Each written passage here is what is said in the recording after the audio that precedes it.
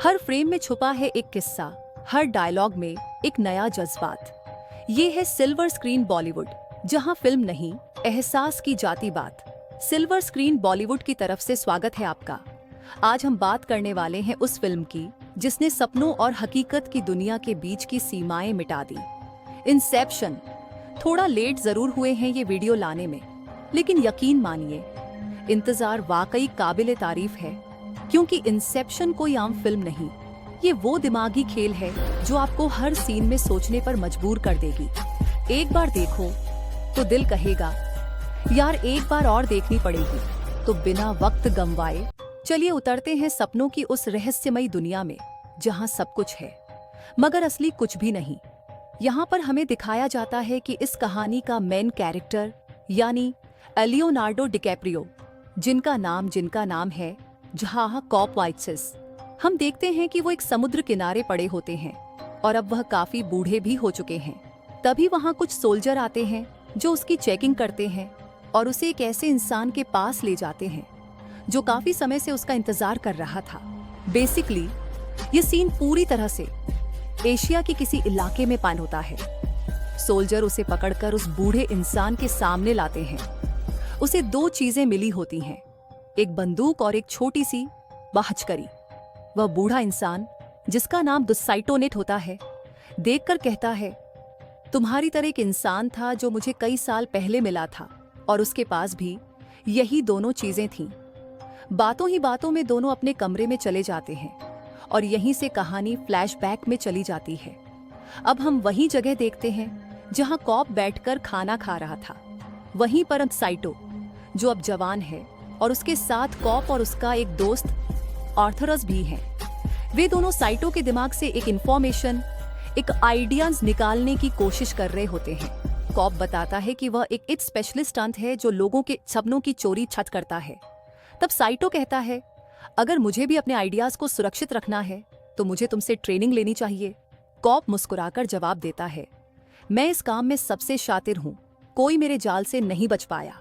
लेकिन क्योंकि साइटो एक बहुत बड़ा और समझदार इंसान है, उसे एहसास हो जाता है कि यह सब एक सपना है।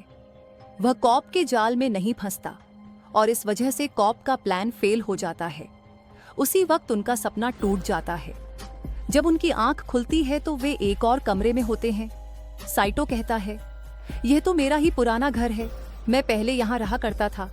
मगर जब कॉप उससे पूछताछ करने लगता है, साइटो फर्श पर गिर जाता है और कहता है मेरे घर का कालीन तो मखमल का था, लेकिन यहाँ तो पॉलिस्टर का है। इसका मतलब यह है कि यह भी एक सपना है। तुम अभी भी मुझसे पूछताछ कर रहे हो, बताओ मुझसे क्या पाना चाहते हो। और इसी के साथ उनका दूसरा सपना भी टूट जाता है, जो दरअसल डैनिश बन के दिमाग में चल रहा होता है। अब पता चलता है कि कॉप की एक टीम है जिसमें आर्थर डीत्यो नेशकिल और बनमैल्सवन जैसे लोग शामिल हैं। नेशपोत एक आर्किटेक्ट है जो सपनों की दुनिया डिजाइन करता है ताकि वह क्लाइंट को असली जैसी लगे। मगर दूसरे सपने में भी कामयाब न होने के कारण वो तीनों वहां से भाग जाते हैं। और थोड़ी देर बाद साइटोया, जिसके मन के अंदर घुसकर उसके मन के राज चुराना चाहते थे, वह उनके सामने आ जाता है और उनमें से बबाह नेशवन को पकड़कर ले जाता है। तब अनेक कॉपन सब वापस साइटो से पूछता है कि आखिर तुम दडनेशवन का क्या करोगे। तब वहां पर साइटो कहता है कि उससे तुम्हें कुछ मतलब नहीं होना चाहिए, अब तुम मेरे लिए काम करोगे अगर तुम अपने दोस्त को छुड़वाना चाहते हो।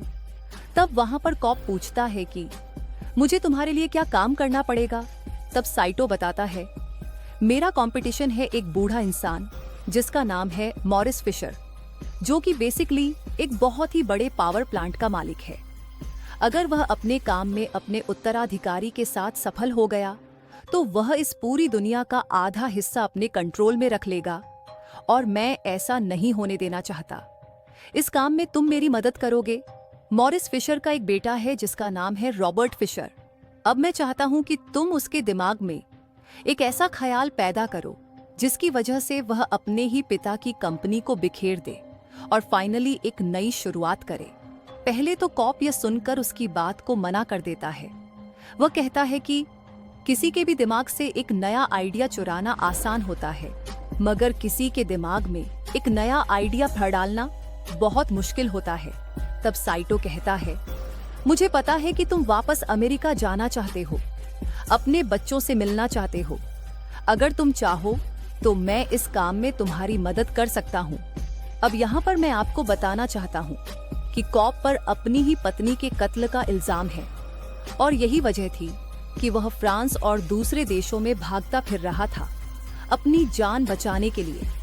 लेकिन जब उसने यह सुना कि साइटो उसकी मदद कर सकता है वापस अमेरिका लौटने में, जहां पर उसके बच्चे रहते हैं, तो वह इस ऑफर को ठुकरा नहीं पाता। अब चूंकि कॉप ने अपने स्वार्थ से अपनी डील कर ली थी, तो उसके पास अब कोई आर्किटेक्ट नहीं था। उसे तलाश थी अपने लिए एक नए आर्किटेक्ट की। इसलिए वह अपने ससुर डॉन माइल्स वन के पास जाता है, जो पेरिस के एक कॉलेज में फिजिक्स के प्रोफेसर होते हैं। कॉप उनसे जाकर बताता है कि उसे एक आर्किटेक्ट की जरूरत है जो उसके काम में उसका साथ दे सके। तब माइल्स उसे अपनी एक स्टूडेंट के बारे में बताते हैं जिसका नाम है एरियाडने। दोनों की आपस में मुलाकात होती है और वहां पर कॉप बताता है कि मुझे एक ऐसे आर्किटेक्ट की जरूरत है जो सपनों की दुनिया में मेरे लिए अच्छे अच्छे बिल्डिंग्स और कुछ नए नक्शे बना सके। जितना अच्छा आर्किटेक्चर होगा, हमारा क्लाइंट उसमें उतना ही ज्यादा फंस जाएगा। लेकिन उसके लिए तुम्हें एक टेस्ट पास करना होगा। 2 मिनट में एक ऐसा चक्रव्यूह बनाओ जो 1 मिनट में सुलझाया न जा सके। एरियाडने कोशिश करती है और आखिरकार पास भी हो जाती है। वह दोनों बातें करते करते ऑफिस में पहुंचते हैं, जहां पर कॉप उसे बताता है कि यह दुनिया भी असली नहीं है, तुम अभी भी एक सपने में हो। और देखते ही देखते वहां पर शीशे और दीवारें मुड़ने लगती हैं। तब हमें यह पता चलता है कि सपनों की दुनिया में हम कुछ भी कर सकते हैं। ये दुनिया हमारे अपने अंतर्मन से बनी होती है। इन सब आर्किटेक्चर को देखकर एरियाडने भी एक बार कोशिश करती है और अपने दिमाग से नए नए डिजाइन बनाना शुरू करती है। वह वैसी जगह बनाने लगती है जहां से वह रोज गुजरा करती थी, जैसे कॉलेज जाने का रास्ता या घर लौटने का। वह अपनी और इमेजिनेशन से उन सबको मिलाकर एक नई सपनों की दुनिया तैयार करती है। तब कॉप उसे चेतावनी देता है, कभी भी असली जगहों या असली चीजों को अपने दिमाग की कल्पना में मत मिलाना, क्योंकि अगर तुमने ऐसा किया तो तुम सपनों की दुनिया में ही फंस जाओगी। और अब यहाँ हम देखते हैं कि डीन मालाया, जो कभी कॉप की पत्नी हुआ करती थी, वह वहां पर आ जाती है और बैकेरियाडने हाथ को जान से मार देती है। जैसे ही वह उसे मारती है, एरियाडने का सपना टूट जाता है। वह अपने आप को एक गैराज में पाती है। वहां पर कॉप उसे बताता है कि तुम भी अभी तक एक सपने में थी।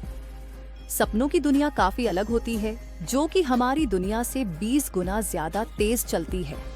अगर असली दुनिया में 5 मिनट बीते तो वह सपनों की दुनिया में कई घंटे होते हैं।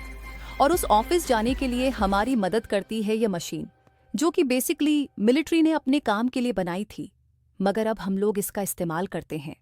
और एक महत्वपूर्ण बात यह है कि अगर सपनों में तुम्हें कोई चोट लगे तो उसका दर्द असली जिंदगी में भी होगा। और अगर सपनों में तुम्हारी जान चली जाएगी तो उस सपने में जिस शरीर के अंदर तुम लेटी हो वह सपना भी टूट जाएगा। और अगर सब कुछ नॉर्मल तरीके से चलता रहा तो हमें एक टाइम लॉक मिलता है, जिसके अंदर हमें झटका मिलता है, जिससे हम वापस सपनों की दुनिया से इस रियल वर्ल्ड में आ सकते हैं। और अगर सब कुछ प्लान के मुताबिक नहीं हुआ तो हम कोमा में चले जाएंगे और वहीं अटक कर रह जाएंगे। अब ही शानदार और साथ ही जोखिम भरे काम को अंजाम देने के लिए कॉप को अभी बहुत ही बड़ी टीम की जरूरत थी।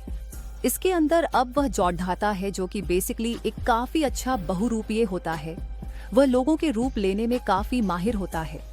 और उसके बाद में कॉप को मिलता है एक ड्रग वैज्ञानिक से, जिसका नाम होता है यूसुफ, जो बेहोशी की दवा बनाने में काफी माहिर होता है। जब यह सब सहमत हो जाते हैं तो यह सब प्लानिंग को इम्प्लीमेंट करने की कोशिश करते हैं। ये धीरे धीरे उन सभी पहलुओं पर ध्यान देता है जो कि सपनों की दुनिया में होने वाले होते हैं। तो अब यह बताता है कि अगर हमें इस बड़े काम को अंजाम देना है तो एक सपने से काम नहीं बनेगा। इसके लिए हमें सपनों के 3 लेवल बनाने होंगे। तब वहां पर कॉप प्लान बनाता है कि हमें इस रियल वर्ल्ड के अंदर एक इंसान को बेहोशी में 10 घंटे रखना होगा। इस वजह से मैं सपनों के लेवल 1 में पूरा 1 हफ्ता मिलेगा। और अगर हम उसे 1 हफ्ते के अंदर वापस इकट्ठा करके सपनों में सुला दें, तो वहां पर हम 6 महीने पाएंगे। और अगर हम सपनों की दुनिया में वापस जाई और उसे फिर से सपनों में सुला दें, तो वहां पर हमें पूरे 10 साल मिलेंगे। अब जो उनका टारगेट होता है उसका नाम होता है रॉबर्ट फिशर, जो कि मॉरिस फिशर का बेटा होता है। उनका प्लान ये होता है कि पहले लेवल में रॉबर्ट के माइंड को इस तरीके से प्लांट करेंगे कि वह अपने पिताजी के नक्शे दम पर न चले, और दूसरे लेवल पर हम उसके दिमाग में यह डालेंगे कि वह खुद कुछ कर दिखाने की इच्छा रखे, कि वह अपने पिताजी से बेहतर बनेगा और उनसे अलग हो जाएगा। दूसरे लेवल में उसे यह विश्वास दिला दिया जाएगा कि उसके पिताजी की जिंदगी बेकार थी और अगर तुम मेरी तरह बने तो बर्बाद हो जाओगे। अब यह सब कुछ डिसाइड हो जाने के बाद पूरी टीम लेवल 1 के लिए तैयार होती है और इसी के साथ ऑफिसर के अंतर्मन में एंटर करते हैं। लेकिन जैसे ही वहां पर पहुंचते हैं तो उन्हें पता चलता है कि फिशर भी एक बड़ा इंसान है। उसे भी अंतर्मन की चोरी के बारे में पहले से पता है, इसलिए वहां पर फिशर के कुछ साथियों पहले से मौजूद होते हैं जो कि हमारी टीम पर गोलीबारी कर देते हैं, और इसी गोलीबारी में नेश को गोली लग जाती है। टीम के बाकी मेंबर्स कहते हैं कि साइटो को यहीं पर गोली मार दें ताकि वह वापस असल जिंदगी में जाग जाए। तब कॉब उन्हें कहता है कि नहीं, हम ऐसा नहीं कर सकते क्योंकि सपनों का जूस काफी हैवी दिया गया है। अगर हमने इसे अभी जान से मारा तो यह सपनों की दुनिया में ही अटक जाएगा और हमेशा के लिए कोमा में रह जाएगा। इसलिए हमें आगे बढ़कर इसे वापस सपनों की दुनिया के दूसरे लेवल में ले जाना होगा। अगर हम ऐसा करेंगे तो साइटो का दर्द थोड़ा कम हो जाएगा। इसके बाद सभी डिसाइड करते हैं कि अब वे सपनों के दूसरे लेवल में जाएंगे। वहां पर फिशर को ऊपर से बांधकर एक वैन में डाल देते हैं और वापस उसी वैन में यूसुफ ड्राइव करने लगता है। बाकी सभी मेंबर्स मशीन से कनेक्ट होकर सपनों के दूसरे लेवल में पहुंच जाते हैं। अब यहाँ पर अर्थर और ईम्स का खास काम शुरू होता है। ईम्स ब्राउनिंग बनकर फिशर के मन को इस तरह नियंत्रित करता है कि वह अपने मन की बात उन तक कह सके और उनका मिशन आसान हो जाए। एक तरफ सपनों की इस दुनिया में टीम फिशर की मदद कर रही होती है, उसे यह यकीन दिलाते हुए कि हम तुम्हारी मदद के लिए आए हैं ताकि तुम्हारे मन के चोरों से तुम्हें बचा सकें। वहीं दूसरी ओर लेवल 1 में यूसुफ गाड़ी चला रहा होता है और बाहर गोलीबारी चल रही होती है। लेवल 2 में कॉब फिशर को यह विश्वास दिलाता है कि उसके पिता यह सोचते हैं कि उसने कभी अपनी काबिलियत साबित नहीं की और वह चाहते हैं कि फिशर खुद कुछ बड़ा करे, अपनी राह खुद बनाए। इस काम में ईम्स ब्राउनिंग का रूप लेकर फिशर के सामने आता है ताकि वह उसे सही दिशा में सोचने पर मजबूर कर सके। लेकिन जल्द ही फिशर को यह एहसास हो जाता है कि यह ब्राउनिंग ही उसके पिता की संपत्ति के पीछे पड़ा है। अब कॉब फिशर को समझाता है कि हम तुम्हारे मन के एक और गहरे स्तर में जा रहे हैं, तीसरे लेवल में, ताकि पता चल सके कि ब्राउनिंग तुम्हारे पिता की संपत्ति के पीछे क्यों पड़ा है। इसके बाद सभी तीसरे लेवल में पहुंच जाते हैं, जो कि एक बर्फीली जगह होती है जहां एक छोटा सा किला नुमा घर दिखाई देता है, लेकिन वहां की सिक्योरिटी बहुत ज्यादा होती है। अब उन्हें पता चलता है कि तीसरे लेवल में उनके पास सिर्फ 1 घंटा है, जो सेकंड लेवल के हिसाब से बहुत कम है, और रियल वर्ल्ड में तो सिर्फ कुछ ही सेकंड्स। टीम जानती है कि अगर उन्होंने समय पर मिशन पूरा नहीं किया तो सब एक दूसरे के सपनों में फंस जाएंगे और पूरा प्लान नाकाम हो जाएगा। साथ ही अगर वे फ्लाइट तक नहीं पहुंचे तो कॉब को अमेरिका में गिरफ्तार कर लिया जाएगा क्योंकि उस पर अपनी पत्नी के कत्ल का इल्जाम है। अब फिशर के सामने एक बड़ा सा लॉकर आता है। वह उसे खोलने की कोशिश करता है ताकि अपने मन की गहराई में दबा सच जान सके, लेकिन तभी कॉब की पत्नी माल वहां पहुंच जाती है और वह फिशर को गोली मार देती है। इससे सारा प्लान बिखर जाता है क्योंकि अब फिशर को जगाया नहीं जा सकता। उसे जिस दवा का असर है उससे अगर वह जागा भी तो हमेशा के लिए कोमा में चला जाएगा। अब यहाँ फिल्म का असली सच धीरे धीरे सामने आता है। कॉब की पत्नी मैल ये असल में उसके अपने अवचेतन सबकॉन्शियस का हिस्सा है। पहले जब कॉब और मैल दोनों सपनों की दुनिया में जाया करते थे तो उन्हें यह दुनिया बेहद पसंद थी क्योंकि वहां वे कुछ भी बना सकते थे, अपनी कल्पना से कुछ भी रच सकते थे। लेकिन यही खूबसूरत सपना धीरे धीरे एक खतरनाक जाल बन गया। वे दोनों ने आपस में यह वादा किया था कि हम दोनों साथ में बूढ़े होंगे, और यह सपनों की दुनिया उन्हें इतनी रास आने लगी थी कि अब वह इस दुनिया को अपना सच मान चुके थे। वह इस दुनिया में बार बार जाते रहे, और लगातार जाने की वजह से वह सपनों में सपने और सपनों में सपने देखने लगे। इस काम में वह इतनी आगे निकल गए कि वे सच्चाई को भूल गए। ये पता ही नहीं चलता था कि आखिर वे किस दुनिया में हैं। फिल्म की शुरुआत में मैंने जो आपको बताया था कि कॉब के पास एक छोटी सी चक्री होती है, जैसे घुमाने पर पता चलता है कि दुनिया एक सपना है, ये चक्री असल में मिल्की ही होती है। वे दोनों अपने सपनों की दुनिया में करीब 50 साल विस्तारित रह गए, और जब वे वापस सपनों की दुनिया से लौटे तो कॉब को यह समझ में आ गया कि वे रियल वर्ल्ड में आ चुके हैं। मगर तब वहां पर मेल को विश्वास नहीं होता कि वे अब भी रियल वर्ल्ड में आ गए हैं। जैसा कि मैंने आपको बताया कि सपनों की दुनिया से जागने के लिए हमें अपनी जान लेनी पड़ती है, तो इसी वजह से मेल बार बार कॉब से कहती रहती थी कि हम असली दुनिया में नहीं हैं, हमें जागना है। अब मैं असली दुनिया में पहुंचने के लिए अपनी जान ले लूंगी ताकि हम अपने बच्चों से मिल सकें, क्योंकि उन्हें काफी समय हो गया था अपने बच्चों से मिले हुए। कॉब के मुताबिक वे रियल वर्ल्ड में थे, मगर मेल के मुताबिक वे अभी भी उस सपनों की दुनिया में थे जहां उन्हें अधिक अच्छा लगता था। और इसी वजह से उसने अपने अंदर सिर्फ एक प्लान बनाया। वह जाकर एक होटल की छत से कूद जाती है और एक चिट्ठी पीछे छोड़ देती है कि मुझे मेरा पति जान से मारना चाहता है, और उस चिट्ठी की वजह से पुलिस ने उसे पकड़ लिया। फाइनल तौर पर कॉब कहता है कि तुम्हारे पास एक मौका है, यहां से भाग जाओ। अगर तुम अब इस देश से निकल गए तो पुलिस यहां नहीं पकड़ पाएगी। जितना जल्दी हो सके यहां से चले जाओ। अब कहानी में ट्विस्ट ये है कि मेल जो मर चुकी है, असल में वह अभी भी कॉब की यादों में जिंदा है।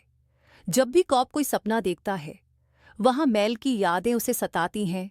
मेल उसे अपनी तरफ खींचती रहती है और उसे मजबूर करती है कि वह भी अपनी जान ले ले, ताकि वह भी सपनों की दुनिया में हमेशा उसके साथ रहे। हालांकि कॉब भी यही चाहता था।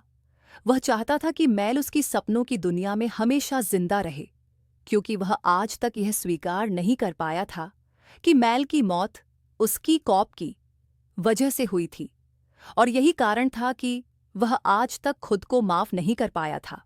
अब जैसा कि सपनों के लेवल कैंपेन में फिशर पर गोली लग चुकी होती है और वह मरने ही वाला होता है, तो उससे पहले कॉब एक और प्लान बनाते हैं। वे चारों सपनों के चौथे लेवल में जाएंगे और वहां जाकर फिशर को ऊपर से धक्का दे देंगे, जिससे कि फिशर की चौथे लेवल में मौत हो जाएगी और साथ ही वह तीसरे लेवल में जाग जाएगा। लेकिन इस काम में काफी मुश्किलें भी थीं। चौथे लेवल में भी मेल आएगी और उसके काम को बिगाड़ने की कोशिश करेगी, क्योंकि अगर कॉब का काम खत्म हो गया तो वह अपने रियल वर्ल्ड में लौट जाएगा, जबकि मेल ऐसा नहीं चाहती थी। वह चाहती थी कि कॉब हमेशा के लिए उसकी सपनों की दुनिया में कैद हो जाए। आखिरकार कॉब और ने दोनों मिलकर सपनों के चौथे लेवल में पहुंचते हैं और सीधे मेल के पास जाते हैं। मेल, जो अपने पुराने ही सपनों की दुनिया में एक घर में बैठी होती है, वहां उन्हें मिलती है और वे फिशर को ऊपर से धक्का देते हैं, जिसकी वजह से चौथे लेवल में फिशर की मौत हो जाती है और इसी वजह से वह तीसरे लेवल में जाग जाता है। वहां से रॉबर्ट अपने पिता के पास जाता है, जो कि बहुत ही बूढ़े और बीमार हो चुके होते हैं। रॉबर्ट अपने पिता से कहता है, सॉरी पापा, मुझे माफ कर दीजिए कि मैं आपके जैसा नहीं बन पाया। अब मॉरिस अपने बेटे से कहता है, बेटा, मैं निराश हूं कि तुम मेरे जैसा नहीं बन पाए। और अंततः रॉबर्ट के अंदर यह बात बैठ जाती है। वह समझ जाता है कि उसके पिता क्या चाहते रहे। वह फाइनल तौर पर ठान लेता है कि वह खुद एक नई कंपनी बनाएगा। इसी के साथ लेवल 3 का सपना एक एक करके टूटने लगता है और सपने के साथ बाकी सभी लोग जो उस सपने के अंदर थे एक एक करके लौटने लगते हैं। मगर हम यहाँ पर देखते हैं कि साइटो उसी थर्ड लेवल वाले सपने के अंदर रह जाते हैं। से इसलिए होता है क्योंकि थर्ड लेवल तक आते आते लोगों की हालत काफी ज्यादा खराब हो चुकी होती है और वह अपने झटके से दूसरे लेवल में उठ नहीं पाता, और इसी वजह से वह सपनों के तीसरे लेवल में अटक जाता है। और ये बात कोब को अच्छी तरह मालूम थी।